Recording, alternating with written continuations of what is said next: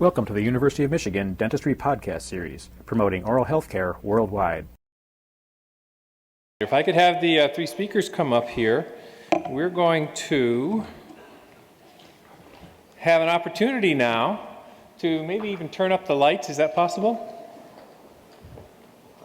Can we do that? Because now it's time for you to get the answers to all the questions that didn't get answered. We have someone here for a question.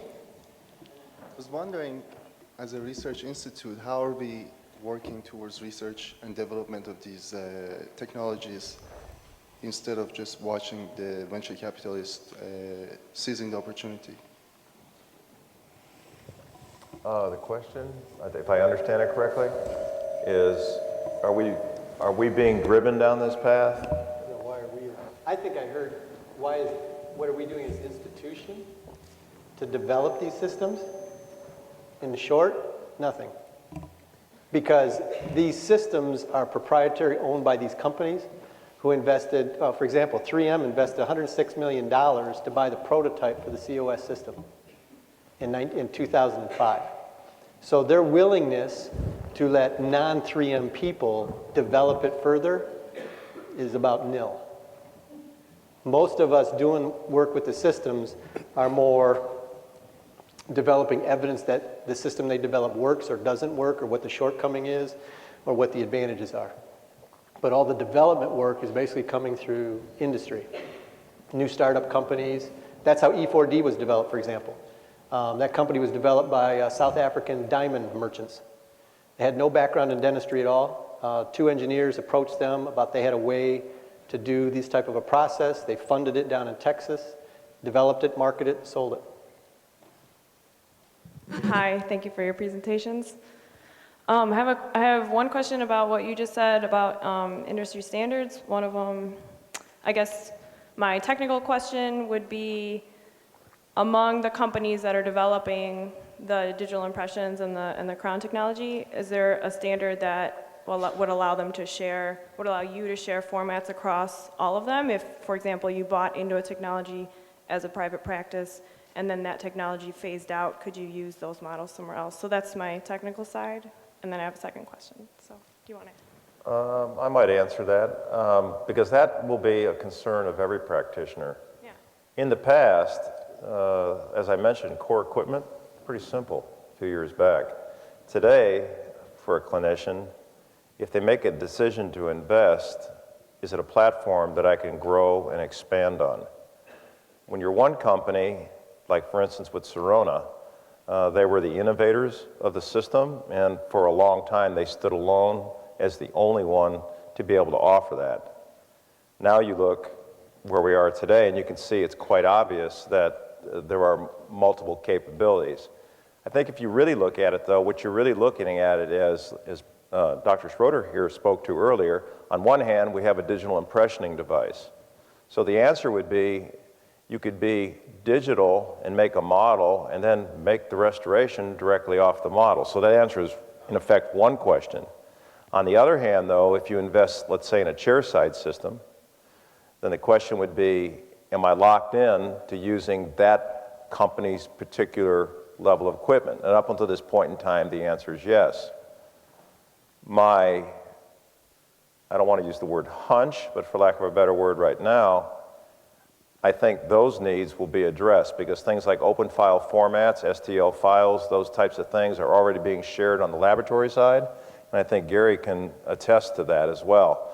They're simply digital files, so the necessity for proprietary information, I think, will diminish greatly over the next 10 years. Does that answer your question? Mm-hmm. Okay, my second question has to do with outcomes for the patient. So I saw a lot of data that says that the digital versions of things are more accurate. What does that bring for the patient, though? I mean, I guess I just want to recap of, so if it's a little % more accurate as far as the crown fit, does that actually make a workable difference for the patient or not? In the case of indirect restorative dentistry, which is my presentation, the answer is emphatically yes. The cementation times in the average general practice, I can't specifically cite, but I know that mine were probably in the area of 30 minutes before digital. Routinely, my cementation times are 5 minutes or less. So the return on investment that people are looking for as far as cost and numbers is caught up in a number of the processes that follow the impression. So the response on the part of the patient is tremendous satisfaction in that's it, or it really feels good. Other crowns that have been done before, we had to grind and grind and grind, and they had to adjust. So there's a significant positive impact on the part of the patient perception of excellence because the result is so. But you remember, we talked about you have to set yourself up for success. You can't do everything poorly up to the point of cementation and expect that these systems overcome that.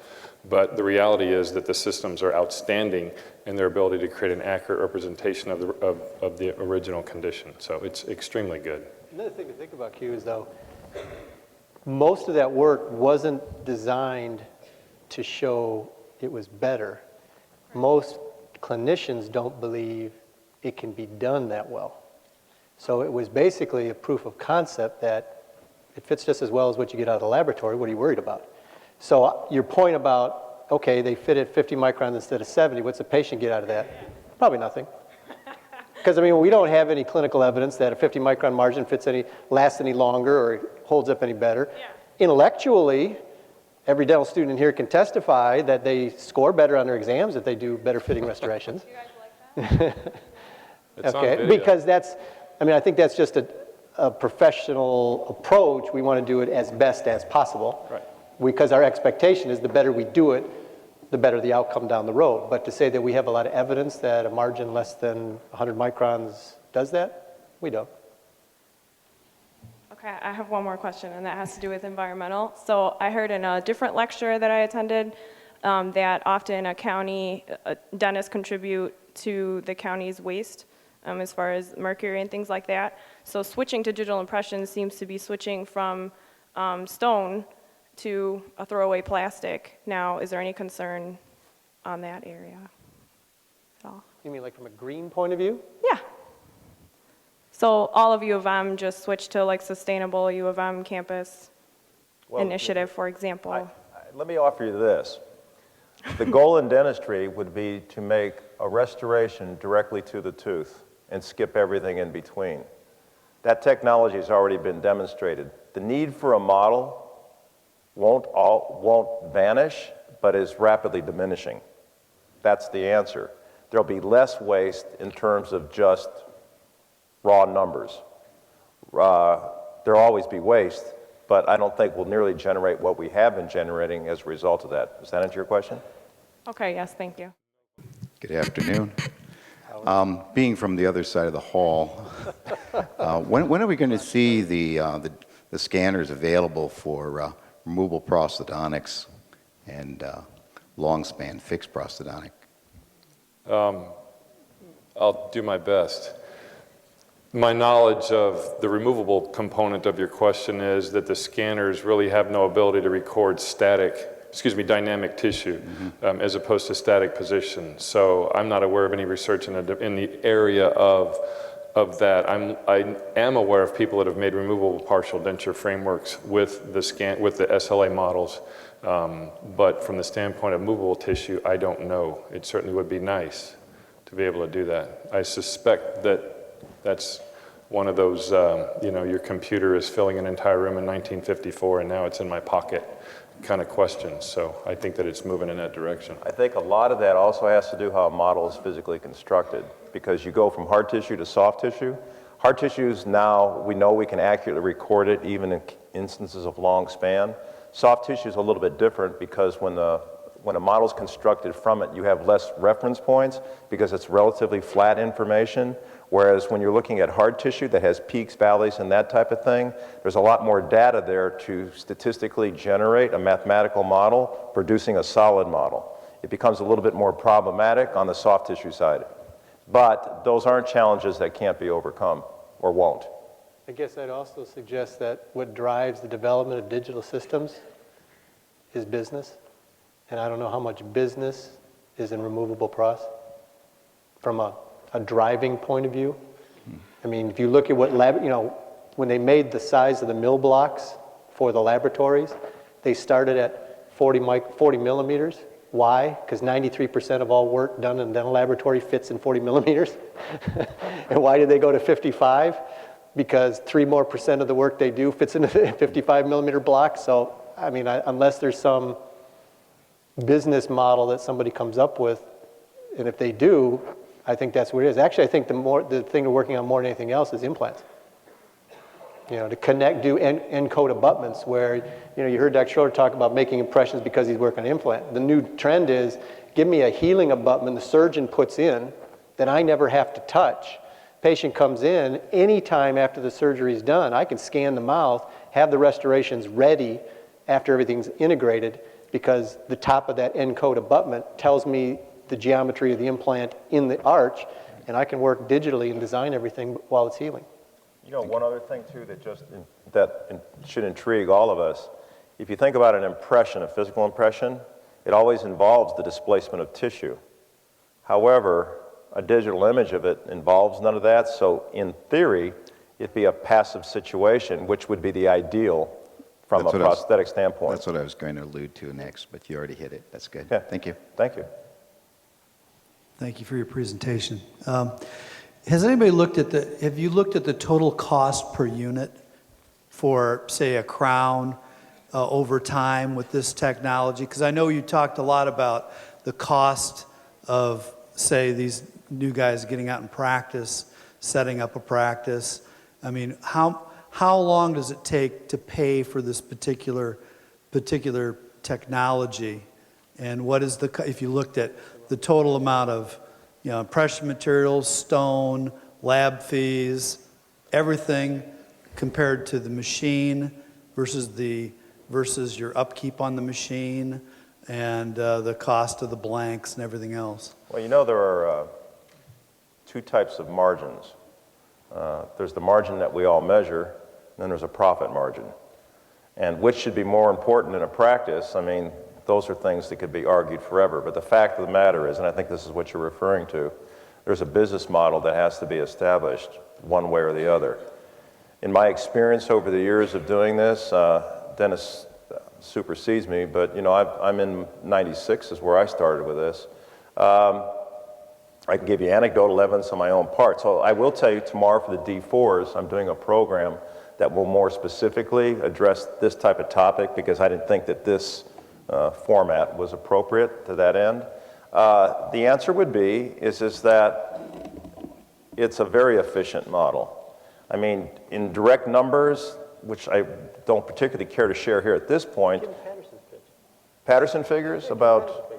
Patterson Dental is the supply. They don't make the systems, they sell it. Right. They will tell a prospective client, if you buy a CEREC system, you will be able to pay, if you lease it over the 3 to 5 year period of time, depending on your options, you will pay your payment per month on 8 restorations. Everything you do past 8 is profit, because after 8, the cost of doing a restoration is about $25, $30. That's the block, the cement, that kind of stuff. I personally don't think it makes sense to compare the cost of impression material to the cost of the system. It's the lab bill versus no lab bill. That's the big win. Most dentists who use this system on a regular basis in their office are doing somewhere between 25 and 50 restorations a month. So generally, if you put in the income tax write-off for investing in equipment, your lease cost and everything, most doctors will pay it off in 18 months without too much trouble. After that, then it just depends on how fast you want to buy something else. Because what these companies do is they keep bringing out new this, new that, the next thing. So it's like buying a car. I mean, I could buy a car, pay it off in 2 years, and if I never buy another car, I make money the longer I hold on to it. But if you really like the way the new model looks 3 years out and you buy it again, your business model is kind of going up in smoke. The real question is you can demonstrate profitability quite easily, but is it the type of dentistry you see doing for yourself? And do you consider that the kind of dentistry you'd be proud to show somebody else? And that's where the argument really lies. You can do fine clinical dentistry, you can meet all those parameters. If you want an actual number, I can tell you that my average lab bill in my practice because I generate most things in-house, is for single units is consistently under $600 a month, which means I may farm out 1 or 2 restorations a month, and that would be about it. And I feel like I do very good dentistry, and it meets a good standard. But that could be my answer. It would be something for someone else. So it's like everything else. The question is, I think, is when do we get to the point where the prices don't look like sticker shock? And tomorrow when I do speak to the D4s about this, I'll give them a little bit better understanding on how you make those decisions. I guess if you look at it from an ROI calculation, Bob, it's very hard to do with the digital impression system right now because most laboratories are not dramatically changing the lab bill for doing it that way. They're not changing the lab bill at all. Yeah, what you can hope for, sorry to interrupt you, Dennis, but what you can hope for is a reduction by the model cost, basically. So these guys are different than me. I'm not doing chairside milling. I'm not doing chairside restoration. So my practice is probably a little bit more conventional and a little bit more similar in parallel to conventional dentistry as far as impressions versus digital. I made the decision to do it not based on dollars and cents, but on stomach lining. And I found it very difficult to put a value on stomach lining and the stress associated with the occlusal adjustment and proximal adjustment and predictability and things like that. So I can tell you the number that I spent on impression material the year before that I bought the system, and I can tell you what the system cost, and I can tell you what the Section 179 deduction for the system was, and it came to a very close parallel to what I was spending on impression material. Okay, but the actual fine-tune, let's siphon it down and funnel it down to one little number that says my ROI is 25% per crown. I can't get you that, but enough said. I mean, I think I just don't have the ability to put a price on stomach lining. And one of the most loathsome things that I ever did in my practice was occlusal adjustment, and having to look at that restoration and go, ooh, do I? Don't I? Send it back. You know, the one gremlin on this shoulder that says yes and the one on this shoulder that says no. And who are you going to listen to that day? With Dan's mother-in-law sitting in the waiting room? You know, who wants to come in right away? So well, you bring up the point. 70% of all impressions don't meet standards, yet we only get 3% remakes. sorry to be That's a good number, though. the carrier of bad news, but... Oh, one other thing is that a common thing, just particularly on this money issue, and I'll cap it at that. Just imagine a 5% reduction in cost on a practice for every $100,000. Because a lab expense is the second highest expenditure for any given office, generally in the range of 10 or 12%. So on a chairside piece, yeah, you can start to make a case for where that goes. Okay? Sort of on the lines of what was just brought up in terms of the 70% of impressions being inadequate, if you will. What do you suppose, or do you have any data regarding digital impressions versus conventional impressions in terms of the likelihood of having an actually good impression at the end of the process? That's a great question, and I know all of us want to chomp at the bit at that. It's garbage in, garbage out, and I mean, a digital device does not make you better. I think everybody here made a point. Wait a second, I disagree. No, wait a minute. I kind of do too, but... But won't necessarily make you better if the fundamentals of operative dentistry are not followed. It's like Dennis said, you got a direct line of sight with the system, and I will tell you that over the years I've seen what other doctors do, and frankly I'm glad they're not doing my dentistry off that digital picture.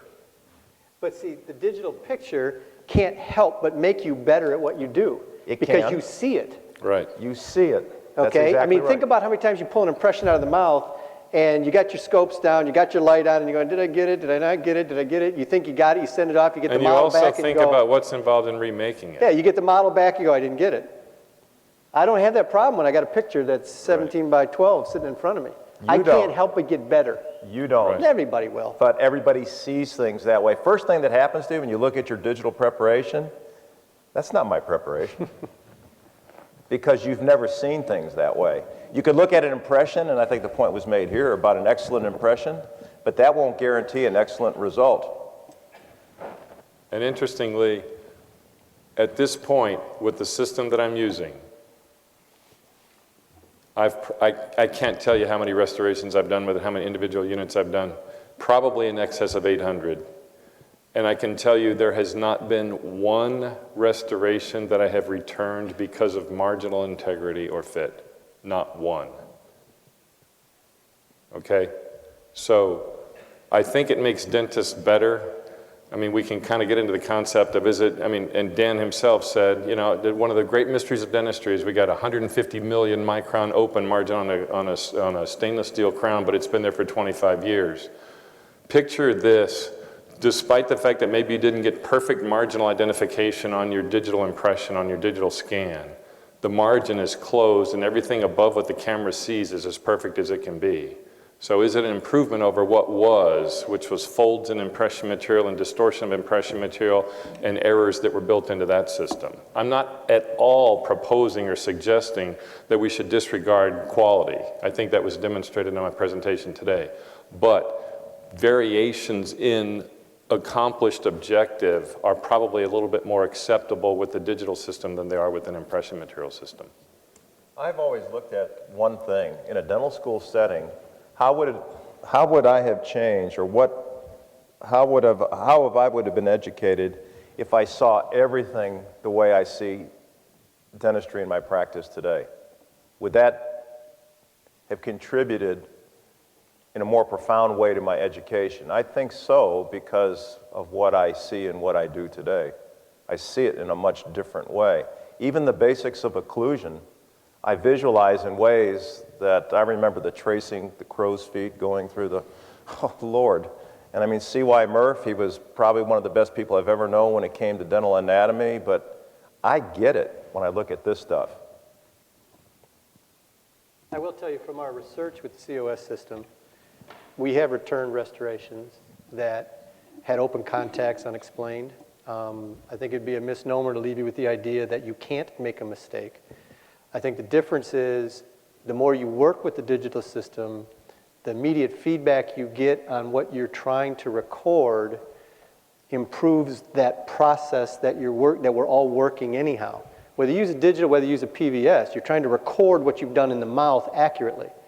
And the advantage with that camera is you can adapt and change what you have in the mouth right then, rather than the lab calling you later going, I don't think you got this margin, what do you want me to do? You don't have to worry about it, you're right there as well. So yeah, I mean, you will have some degrees that sometimes you'll make these images, or you scan them, you think they look perfect, models come back and the crown looks great, you try it in and one of the contacts is open. You know, where did that process happen? I'm not sure. But yeah, I think it'd be a misnomer to let you think that there is no mistake possible with the digital model. I think you have more predictability if you don't make a model at all. That's why I kind of go along with Dan. I mean, we're more on the chairside pieces. I don't want to ever see a stone model again. I want to see any model. That's the advantage of the computer. I never have to deal with those issues then. I want to add one thing to what I said. I want to make sure and clarify, because Dennis brought up an important point. I'm not insinuating that there's been no error. There have been calibration issues from data to model that have affected interproximal dimension from mesial to distal, which have resulted in open contacts at cementation. I said marginal integrity as far as the capture of the margin of the restoration. I've not had any. I have had remakes associated with the calibration of the data going from my scanner to the model printing process. So, and those have been corrected, so thank you for helping with that. We have a question from the audience. So you talked about how seeing your preparations personally on a screen has helped improve your capabilities. I was wondering, what are the opportunities to use that as a teaching tool to patients? Let's say a patient is a heavy bruxer, and you can take a picture of the mouth and be like, look, here's proof of what you're doing. You know, you need a bite splint. There you go. I like that. Thank you very much. You're thinking, and you know, that's really good, because the way Dennis and I have had this conversation many times, and alluding to maybe one of the earlier questions that we had about a platform that's a basis for everything that we do in dentistry. If you can record a virtual model and you can show a patient the virtual contacts, and then what if you recorded a model a year after a year after year, and then you began to have comparative software that lets you see dimensional change over time. That is what the systems are all working towards, and in fact, capabilities already been demonstrated at this point, and I think you could expound on that a little bit. I mean, diagnostic applications, this, to me, is the next big jump. I mean, if you think about it from a restorative point of view, we practice benign neglect. You know, a patient comes in, we look, yeah, all right, well, let's observe it. What does that mean? We're going to somehow memorize what it looks like today, and 6 months or a year from now, we're going to remember what it looks like. No, we're not very good at it. And think about all the times that we talk to patients about things we see in the mouth, and they go, yeah, but it doesn't hurt. You know, they don't appreciate what we see there. So what if, as Dan explained, I scan somebody today, I scan somebody a year from now, and on the screen comes up red areas that you've lost more than 50 microns of cuspal height in the posterior.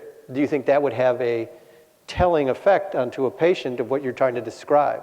I mean, I think the digital diagnostic piece is huge. Think about perio. How often can you find, document amount of recession? What if I could show that change over the 6 month, a year, 2 year scans? What if I could show shifting in dentition, ortho relapse, whatever? I mean, there's a lot of potential applications there. Again, what drives these developments are the business models of the company. Is there money in it for them? Would dentists buy it if we had that diagnostic piece?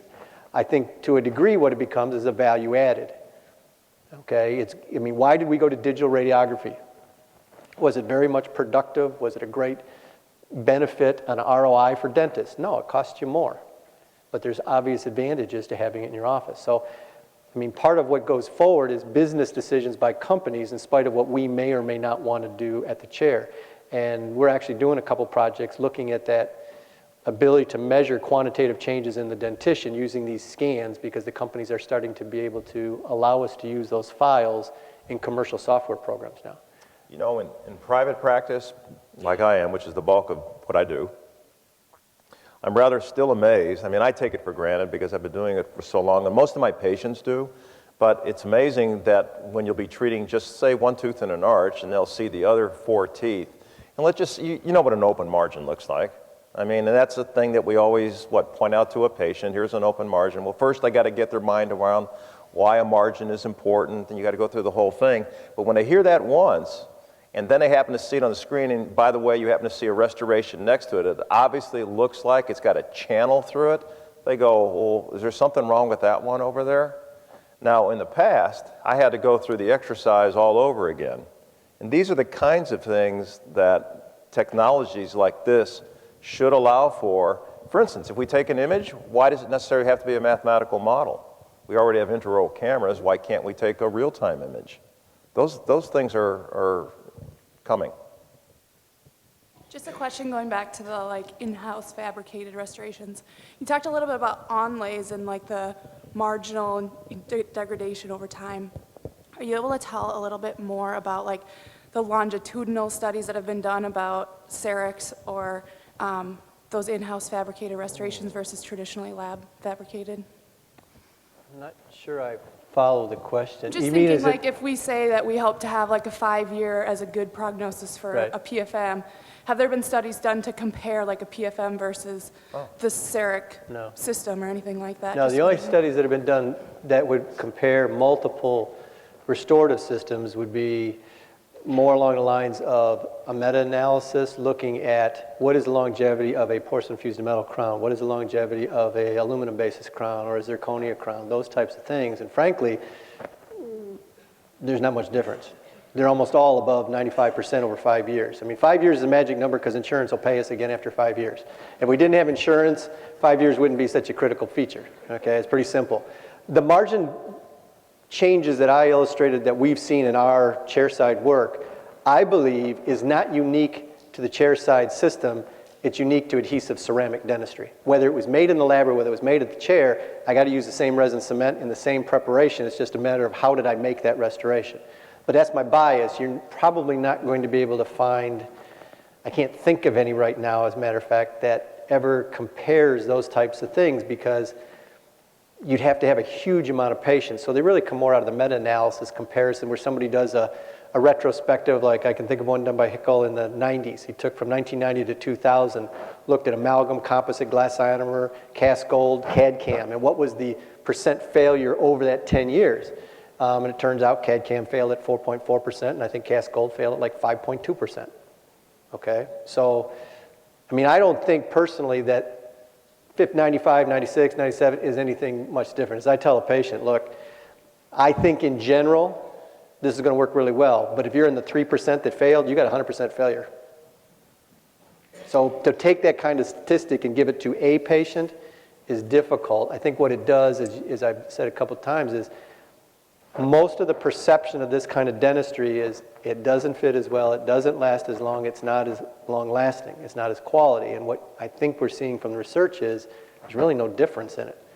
I wouldn't stand here and say it's better. I think what it does, from my perspective, is it allows me to treat a patient the way they would be preferred to be treated, one appointment, and get the same quality I get if I do it over 2 or 3. You know, there's just one other point.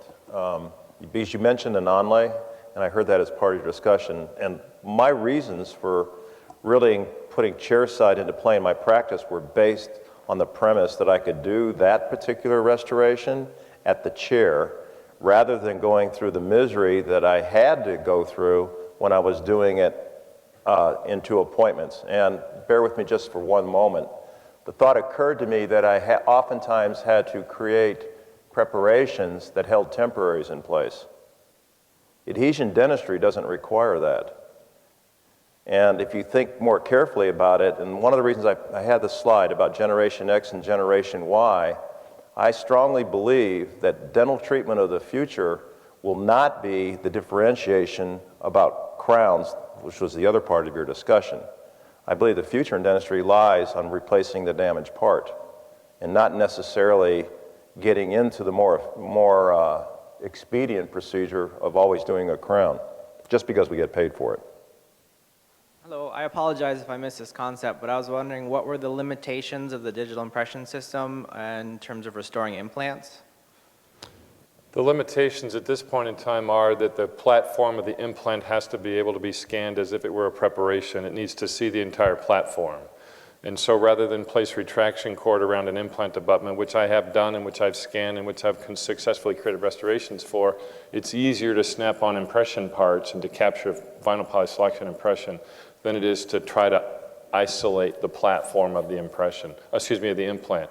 And what we're talking about is the capability of having a device that could be screwed into that platform that's exposed to the oral cavity that the computer can read and immediately know what that platform looks like and where it's located so that it can be incorporated into the resin model, or maybe even model-less can be incorporated into your restoration so that you don't have to capture an impression, you simply do it with a scan. You can do it with a couple of select systems now. Yes. Yeah, but you can't, it's not something that you say, well, if you do an implant, you can do this. You have to use a specific implant. Straumann, for example, with the COS, they have an in-code abutment. But it's a very small part of what we do right now. I will tell you, though, with CEREC, you can scan a body now. Mm-hmm. They have scanned bodies that will duplicate the position of the analog. Thank you for your presentation. 2 parts. One, what's the learning curve in getting proficient in using this technology? And secondly, what % of the dentists now utilize this, and what is your opinion of that percentage 10 years from now? Well, I can speak to the learning curve of the COS because that's a system that I have, and honestly, it's ongoing because the more you use it, the more adept you happen to be at it. But to get to a point where you're not ready to get rid of it is probably somewhere in the neighborhood of 25 to 30 scans, okay? It's about 25 to 30 scans before you really get comfortable and confident. It was for me, and I think 3M would tell you, if they can keep it in the office of a dentist where they can get 30 scans out of it, the dentist won't give it back, okay? It's getting him to the point of keeping it for 30 scans. So that learning curve exists with the COS, and it parallels what my experience with it was. It's a really good question. I sometimes think the question is generational because and Watch it, dude. No, I got to watch what I say here. Because I never grew up doing this, but everybody in that back row over there knows what this is all about. So for that generation, they see things a little bit differently. My experience is, from a chairside piece, is that in the private practice environment now, and I will tell you because Dennis knows this, dentists are woefully weak in understanding adhesion and materials in private practice. To me, that is the bigger rub, although I don't think a private practitioner would never necessarily admit that. Instead, what I hear is, well, I'm not used to working on a computer and I can't see myself doing this. And I think to myself, what, you like mixing plaster and carving things like that as opposed to doing it in a screen? I think the learning curve for someone that understands the materials and adhesion is joyfully short, and you would never go back again. But going back to what I just described, I think that was what I see in the profession as being the real rub. It's not the kind of thing they always offer out first, but in talking to a lot of the manufacturers, they'll tell you how often and how popular courses are on bonding and that type of thing. Because if a doctor does digital dentistry, they're entering into the realm generally of all ceramics at the chair, because they're not going to mill metal or that type of structure there at the chair. So it changes their workflow on top of that. I'm not used to designing a restoration. How do you characterize it and make it look clinically integrated aesthetically? Those types of things have to also enter into the workflow kind of a situation. So it's more than just operating machine, which I think today is really the shortest part, or taking the digital impression, the shortest part of the learning curve. Would you not agree? I was going to say, it's a great question to ask. Anybody who's thinking about doing it has to consider it. I would suggest it's more a function of how bad do you want to do it. I mean, what you're willing to learn is more a function to me of your motivation and your willingness to do it than difficulty. We've put the COS in the undergraduate preclinic courses here, and technically, they can pick up the camera and scan the typodont in each other's mouth inside of a half a day. Now, how many crowns would they have to do to be comfortable with it? To me, it's more a function of how good are you at isolation and retraction. I mean, it's not about the camera now. The camera is about, can you hold it over a space for a certain length of time, and will it show up on the monitor? And there's not a whole lot to doing that.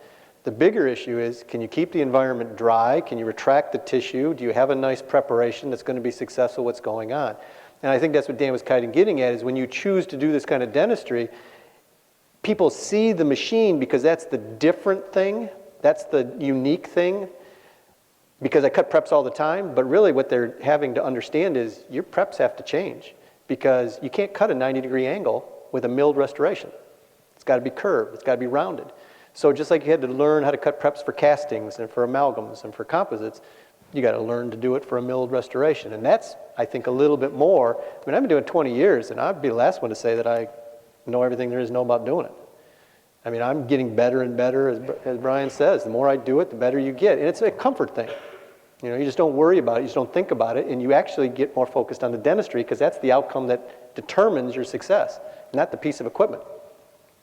And I think, I mean, the significant point that Dennis just made, I would like to echo, and that is that it depends upon how bad you want to learn how to do it.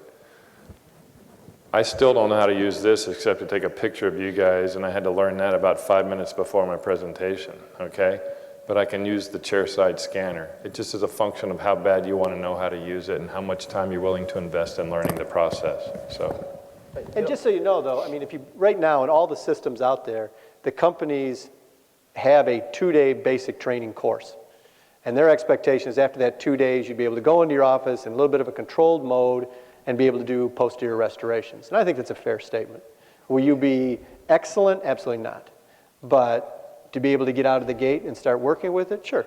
I don't see that's unreasonable. We do it for our grad students here. We do it for our students here. We split the 2 days over 4 half days usually. And they usually pick it up to the point that maybe not independently all of it, that they can get there. So yeah, a dozen, 15, it's a doable thing. I would like to know where I can get Lava Ultimate. You're asking us? Well, yeah, I mean, we're the expert panel, right? And I saw one of your slides that had Lava Ultimate on it. I mean, Well, Lava Ultimate. I just want to know where I can get it. So I You can can buy it now. It's on the market. You can. By the way, they're making it for labs now. Are they? They are making it for labs. Lava Ultimate, in case you don't know, is a nanoceramic. That's the better way to call it, although it melts. So the issue... In a porcelain oven. In a porcelain oven. At 2,000 degrees. It melts. And all what's right? left behind is little ceramic particles. Yeah, and one of the interesting things about materials, and this is where Dennis and I personally feel this is all going, the materials that we currently have, the generations of materials that we're using are a function of CAD process. They couldn't exist without it. It's a bottom line kind of a thing. So if a dentist leaves the school tomorrow and decides they'll never have digital, they will be doing digital somehow through a laboratory because they're all digitally processed materials. But what is really exciting is to see the expansion of materials and the chemistries and the chemical engineering that is going behind these materials. And I think Dr. Bain knows more about this probably than anybody here in the school, but these are the kinds of things that are really exciting because now we can have materials that address a wide variety of conditions.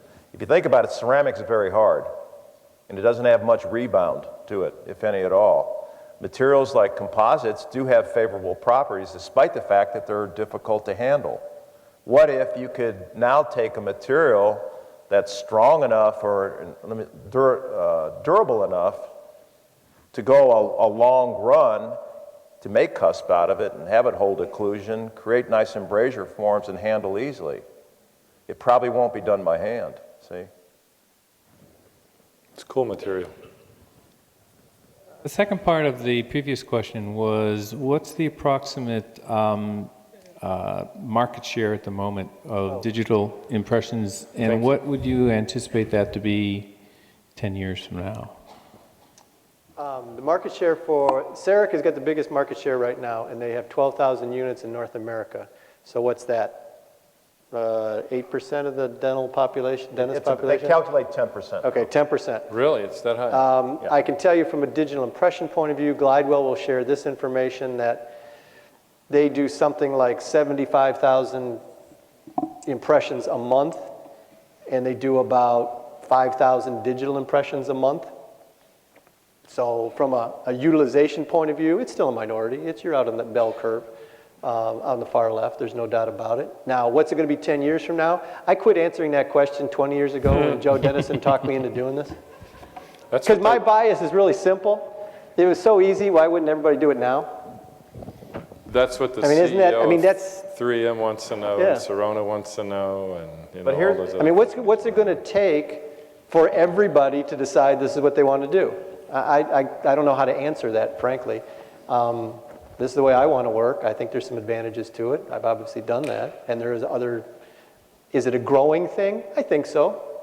I think the biggest hurdle they're having trouble with now is cross-platform applications. People that comment about, if I buy into one system, am I pigeonholed, am I locked out? And I'd say 5 years ago, that was a very true statement. These days, no. There's a lot more open architecture. Especially if you talk to the laboratory side. They don't want to buy 15 different systems to deal with all the ones the doctors have. They want one. So all these systems have to talk nicer to each other, and they are. I think that's a positive. I think the chairside systems are locked down pretty tight. I don't think you're going to get much cooperation there because there's only 2 of them in this marketplace right now, and one's been in place for 27 years, one's been in place for 5. They're not going to share a whole lot, I wouldn't imagine. But wouldn't that make sense because what you're trying to do there is chairside, you're not sending anything to a laboratory where it needs to be open is on the lab side. And I know that 3M has kind of embraced 3Shape and Dental Wings and those other systems, those other softwares, and opened it up a little bit. So I would expect that the future would be that there would be more open architecture. I think the other thing to consider is, as a profession, we're pretty conservative to change. I mean, it's not like we struggle to make a living, okay? Dentists do quite well in their practices. So to ask them to make a change can have a pretty dramatic financial consequence. And so why make that change if you're comfortable where you're at? I mean, I think there's a big business model to consider in that. Yeah, in our environment, it's easy to change. okay?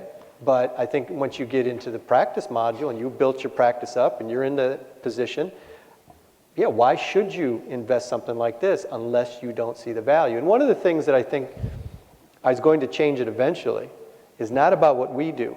We, for decades, have told patients, this is what you have to endure for us to do this. And for the first time in a long time, I think, we're being able to do something that the patients like better. How many of your patients want to come and see you more than once? I mean, after a woman told me, look, I'd rather go have another baby than come see you, I know really quick where I am in the scheme of life, okay? Can you blame her? No, I'm just so it's easy. If I can do it in one instead of two, that's an advantage to the patient. Now, from my perspective, am I as pleased with the outcome? And I think for digital's starting to get to that point where it's allowing those kinds of choices without compromising what you're doing at the chair is all. It's not a second rate. It's not a lesser outcome than what we have otherwise. In the dental marketplace, manufacturers change what we do. We don't ask manufacturers to change what we do. They tend to drive us in a direction, and one of the things that come to mind is 3M's own global symposium in 2008. You have to understand a company like 3M, rather large, and in the dental side of it, they are the world's largest manufacturer of dental impression materials.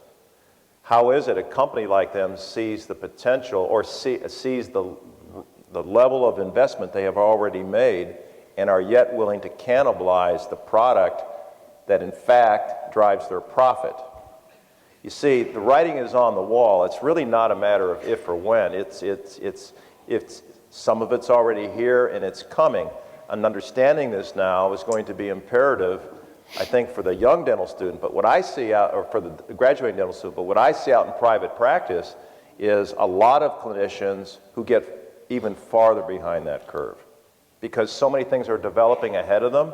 For some people, it may even take another year of education, almost, to get up to speed. So that's where it's at. You have to embrace it and accept the fact that it will be here, and at some point in time, a decision will have to be made. I'd like to also go on record as saying that I can't possibly base my life on dollars and cents. And although a lot of the choices that we make as business owners have to be, and I respect Dan's opinion about that, a lot of the decisions that you make are about professional satisfaction and the relationship with your patient, about the things that you do and the energy that you bring to what you're doing and the passion that you have for it with the patient. And if these systems enable you to explore something different, to make you better as practitioners, to give you some enthusiasm about what you do, and therefore that enthusiasm transfers over to your staff each day, and it is infectious of the patient each day, that there's something new and different going on here. It's not all about the bottom line, although that has to be addressed, but there's something to be said for the fact that something new and something different and something challenging stimulates you. You guys are in dental school right now. You're stimulated and challenged every single day. Fast forward, you're in practice 25 years. You've been in the same location for 22 of those 25 years. Your dental assistant is bored with you. Your front desk is bored with you. You do the same thing exactly the same way every single time. You go to staff meetings and you look at people and their shoulders are down and like, oh God, again. Adding something like this to your practice and doing something is ever-changing and stimulating is a tremendous benefit to me personally and ultimately to those people that are around me and those people that I care about, my patients included. So it's not all just about the numbers. So we have time for... My question is for the second presenter. I was wondering, Dr. Fassbinder went through some marginal breakdown in some of those onlays, especially with the occlusal margins. I know you said you did a lot of CIRAC in your practice every day, in fact. What do you see in your practice with those restorations? How are you fixing those, and what timetable are you seeing on that?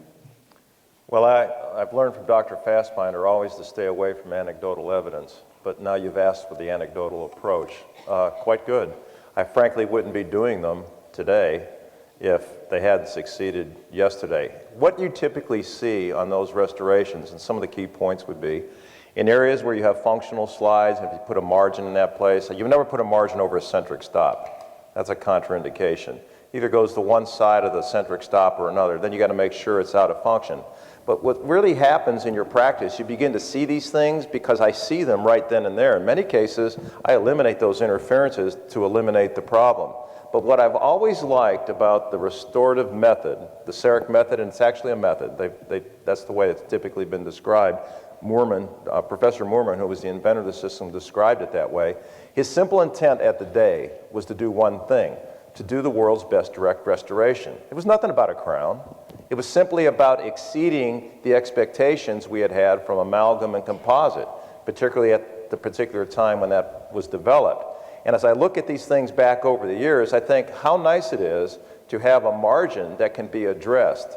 If in private practice, you have to see the difference between trying to repair a crown margin and if you had to repair an occlusal margin, where it's in clear view and you have access. And at the very least, many of the naysayers always used to say, yes, but you're putting a composite in that gap, and isn't it going to wear? And I said, well, let's suppose the margin is 300 microns. How would you feel about that? Oh, I would never do anything like that. But the same dentist will routinely replace a composite in an isthmus that's 4 by 7 millimeters with the same material. How does that answer your question? Okay. Okay, well, I would like to thank the speakers and thank the audience for their questions. We are...